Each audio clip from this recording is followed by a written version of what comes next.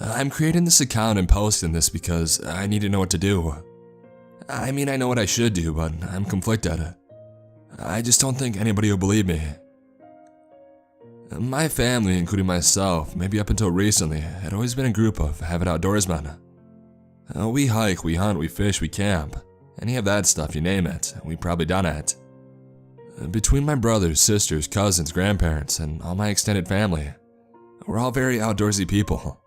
Especially for winter or autumn activities, like cross-country skiing, snowshoeing, and that kind of thing. We've always had a lot of fun with it.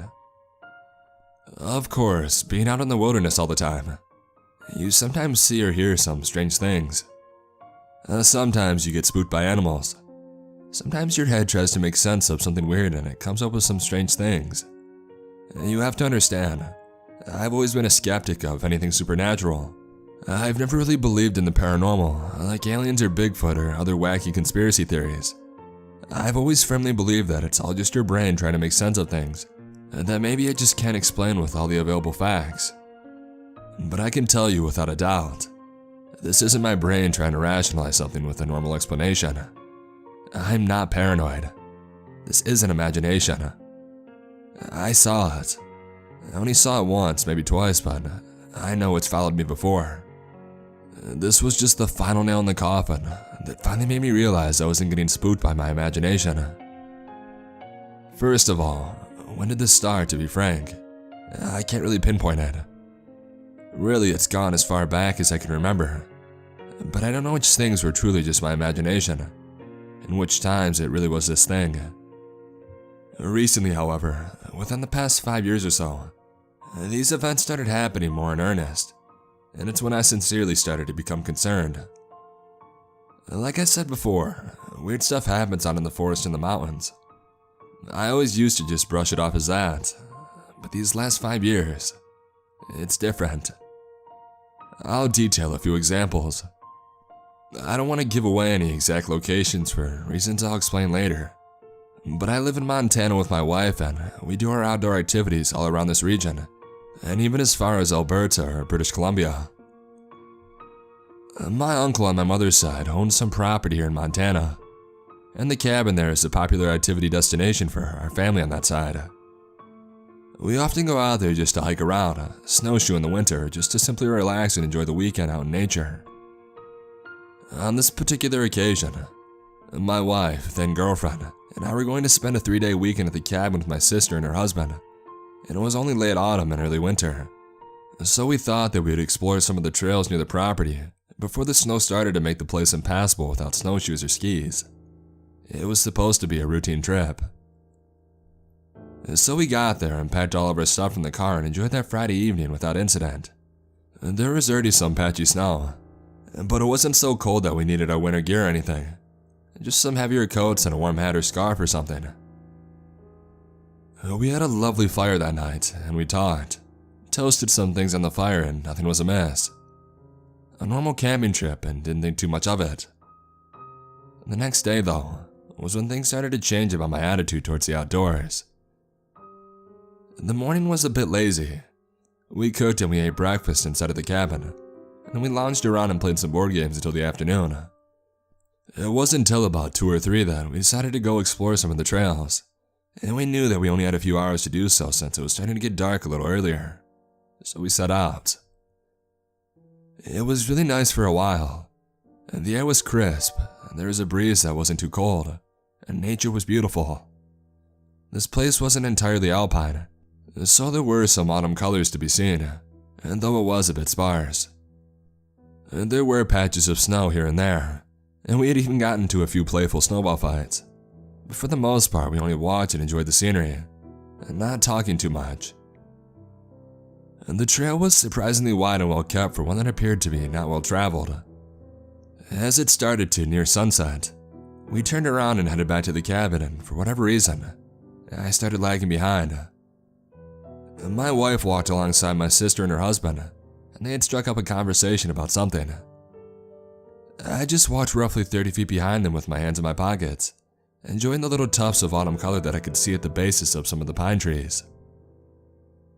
A while into this, something started to feel off to me. The sounds of the woods seemed dulled. It wasn't quite winter yet, so there were still a few animals roaming about, but the normal level of sound seemed to drop noticeably. I was intrigued by it, and started lagging behind a little bit farther. And this was a mistake looking back. The dulling sound got stronger, and all at once, all the sounds in the woods seemed to just stop. Dead. Not even the wind.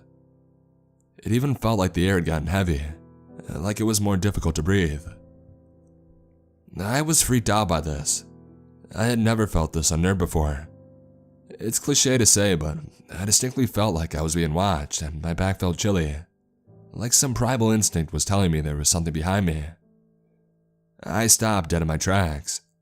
I don't know if it was because of fear or what, but I just stopped. Something broke the silence. It was only slight, but the silence was so deep that I noticed it immediately. A rustling behind me and to the right, like a pine cone had just fallen. But from the same direction I heard what sounded like a voice, only something was off about it. It sounded artificial. I don't know, it was like some AI that was trying to learn how to make a human voice. I couldn't even quite make out what it was saying, but it sounded female. Either way, I didn't stick around to consider it too much. I booked it back to catch up with the group. My fight or flight instinct went into full swing. I was extremely disturbed, and I couldn't even quite pinpoint why. I just wanted to get away from it. When I had caught up with the others, they hadn't noticed anything wrong, and not wanting to appear scared for no reason, I didn't tell them what had happened. On the way back to the cabin, I insisted on staying close to them, or in front of them if I could. I was feeling pretty disturbed. Was it an animal? A bear or something? I couldn't figure it out. But as we got back to the cabin, I started to let go a little bit. I tried to chalk it up just in my mind making some stuff up. And by this point, the sun was starting to set and it looked like some snow was starting to blow in, and we settled in for the night. I didn't speak of it. I brushed it off. That night, however, proved to only stoke this growing fire. Around midnight or 1 a.m., the snow was getting pretty heavy, almost worryingly so, and though I was the only one awake to see it. I was in my cot by a window and the snow was building up fast, and I hoped that we'd still be able to drive out in the morning. But as I was watching the snowfall, things started to feel off again. About 20 yards or so from the window was where the tree line began, and in the dim light, I could faintly see the branches rustling. I couldn't really see anything for sure, but I could definitely see that there was movement, and I could definitely sense that there was a presence there. Considering the experience it had earlier, I was feeling pretty unnerved again. Hair standing up on the back of my neck. I watched that part of the tree line for at least 20 minutes after the movement stopped, and eventually, I was able to make out some details as my eyes adjusted. Eyes. I saw eyes.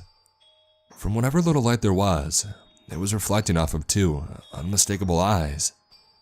Empty white dots, and they were directed right at my window, unblinking. I must have stared at those eyes the whole time, and I continued staring at them for another 5 seconds before turning back over in my cot, eyes wide. My heart was pounding and I didn't know what to do. I didn't want to get up and move. I froze up. I didn't want it, whatever it was, to know I knew it was there. The only thing I could think to do was just lay there. And that's what I did for the rest of the night. I couldn't fall asleep knowing that I was being watched. I was on the edge the entire night. I didn't want to turn back over to see if what I'd seen was real. I just froze there for the rest of the night. That morning I suggested that we leave because of the snow, though you know the real reason, and we packed up our cars. I didn't really want to, but as we packed, I investigated the tree line outside of my window. I just had to know. The snow had covered up a lot, but I definitely found some sort of footprints. Bipedal footprints. But due to the snow, I couldn't make out any more than that. I only wanted to get out of there as quickly as possible. Things only got worse after this experience. I became more paranoid whenever I went out into the woods. I had a few more strange and unnerving experiences before this next example, such as the feeling of being watched and the whole silence thing, though not quite to the same extent. But this was one of the more notable of these experiences. My senses were now more heightened whenever I went hiking. I still wasn't certain that what was happening to me was real. Part of me still said that it was all in my head, but with each strange experience, the doubt dwindled. This was roughly 2 years later though, still in the same approximate area as my uncle's property. My wife and I had just gotten married that summer, and again, this happened in late autumn or early winter. I was with my sister and her husband again, and with my cousins on my mother's side. We were staying at a group campground near a relatively popular lake, and we were on the last day of this 4-day fishing trip. I had brought my German Shepherd Yukon with me. And despite being an outdoorsman family and having gone hunting a lot in my earlier years, I wasn't particularly fond of carrying firearms, though now I wish I did. Yukon gave me the sense of security that some people got from carrying a firearm. He was typically a very calm and friendly dog, but he knows a threat when he sees one, and I knew he'd be a great deterrent to any crazy person I came across. After the previous experiences, I usually tried to stay with groups whenever I went out into the woods, but I felt more comfortable going alone with Yukon with me. I felt like it was a relatively popular place to camp anyway, so I thought that there'd be people close by at most times, so I decided to go for a little walk around the lake with Yukon. It was the afternoon but not too close to sunset, and I was feeling pretty confident with Yukon, coupled with the fact that I could see across the lake to some other campsites. My mistake came when I decided to let Yukon follow a creek heading away from the trail. There was more snow on the ground compared to the last experience near my uncle's property, but it wasn't enough to be concerned with. Yukon trudged through it without a problem, but he seemed to be following something, not just the creek. It looked like he had picked up on a scent trail and he was trying to find the source. He seemed pretty intent on it, so I just followed along. And that's when it happened again. The woods fell silent. It wasn't gradual like last time, just out of nowhere, and the world stopped. The trees stopped moving in the breeze and all animal noises faded away. And again, the air felt dense and heavy. Yukon felt the same distress that I did. His ears immediately drooped and he started whimpering, and I was starting to panic. I was on the verge of breaking into a sprint, and again, I felt the presence. Chills in my spine. Yukon was now barking uncontrollably. I wanted to run. I heard a voice. If I had to describe it, I'd say it was a female again, and it almost sounded like a mix of my sister and my wife, though it was slurred. And this time I could make out the words, and it came from maybe 15 yards ahead. I'm over here. Can you come help me? I really need help. Please, help. My instincts finally got the better of me. I stumbled backwards trying to run away, and Yukon was barking and snarling like I'd never heard before. I took off back down the trail and I started towards the shortest route to our group campsite. The fight or flight had taken over once again. This time though, I felt like I was being chased. The heavy air followed me and I heard rustles in the bushes on the treetops behind me, besides the noises that Yukon was making while riding with me. But thankfully, mercifully, and after who knows how long, the heavy air and the sun disappeared, and moments later, we ran into a larger group of hikers. They were obviously startled by Yukon and I, and we probably looked beyond frazzled, but I didn't care. I just wanted to get away. I was going to tell the hikers that something was chasing us, but I just couldn't muster myself up to do it. It all seemed crazy, being stalked by voices in the woods. Nobody was going to believe me. I think I made up an excuse on the spot like we were going for a jog or something, but I don't think that they quite believed me. But they let us walk back to the campsite area with them nonetheless, and I'm forever grateful for that. This whole thing was just getting worse and worse. I was being stalked and I knew that. But what was it? At first I considered it was a killer, but no. Something about this felt like an animal. I don't know. The eyes I saw, they just couldn't have possibly been human. And the silence, what about that dead silence? with the heavy air. By this point, I was developing clinical paranoia, but it only really went into full swing around forest or mountainous sceneries. And still, I hadn't really told anybody. Like I said, I was a rationalist. I was always the skeptical one. No one would take me seriously. I just hid it, even from my wife. Because even that, though it was small, there was a part of me still saying that it was all in my head. A side effect of medication or something. Or even something convoluted, a sick prank. But this past winter, my fears were finally solidified. It was a snowmobiling trip. I don't know why I agreed to go, but I think I was pressured into it.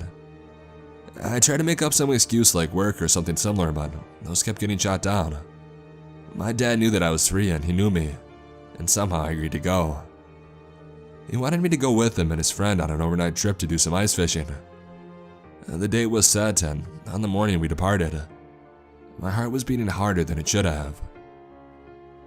During the trek, I stayed as close as I possibly could on my snowmobile to the two other snowmobiles, and whenever I could, I positioned myself in between the two of them. My paranoia was high and I was taking all the precautions, but as fate would have it, the weather was not favorable. At sunset, the snow started to fall heavily. Visibility was abysmal, and I was in between my father and his friend. His friend was in the lead and my father was in the back. My snowmobile started having some issues and I started falling behind the lead, but I thought it was fine since my father was still behind me, and I could still see the lead's tracks. I was very, very wrong. I stopped my snowmobile and I hopped off to take a look at some things, expecting my father to stop behind me. He didn't. Once my engine stopped, there was only silence. The falling snow deadened any and all other sound. It was getting dark and I was alone. I started to panic, and that's when the dreaded silence started to get heavier. I didn't think the silence during a gentle snowfall could get any more deep. And the air got heavier and heavier. And again in the tree line on my left, I heard a voice. The voice of my wife. "Come here, it's me. I need you." I snatched my flashlight from my bag and I shined it towards the direction of the sound. What I saw scarred me for the rest of my life. At first I thought it was a pile of pale tree limbs, but then I saw two pinpoints of light reflecting back at me and I knew what I was really looking at. It was tall, at least 6 feet, and it was bipedal.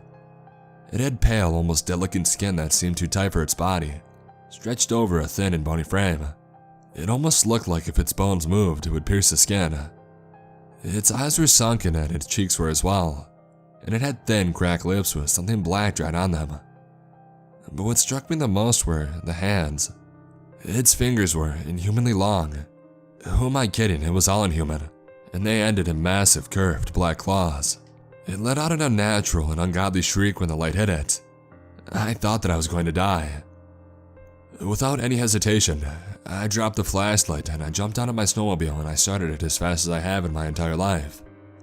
Without any care of where I was going or where my father was or anything, I pushed that snowmobile to its limits. I just wanted to get away. I didn't look back, and after a few minutes of riding hard, I finally turned on my GPS and I started heading back to where we had parked our cars. I didn't slow down once. I don't know how long it took or what time it was. I just know that it was dark. At the park, I jumped off of my snowmobile and I got into my car quick as lightning, and I drove out of there without a second thought. I didn't feel safe until I had gotten home a half hour later, and even then, I still felt terrified of what I had seen. The thing that had been stalking me. I don't remember much after that. I don't remember locking the doors and not sleeping that night, and I still didn't tell anyone, not even my wife. I told my father that I had just gotten separated from the group, so I headed home myself, and he picked up my snowmobile since he had the trailer.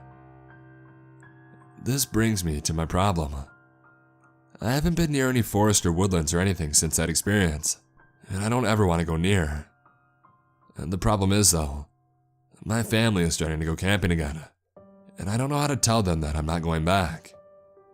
I want to tell them to never go back, and not with that thing out there. I don't want anybody to know where this was so they don't go looking for it. I don't want anybody, especially the people that I love, to go there. I just don't know how to tell them. I need to find a way. Thank you for reading my accounts, and thank you if you believe me. Any advice on this would help me greatly. I need answers. People need to know that there's something evil out there.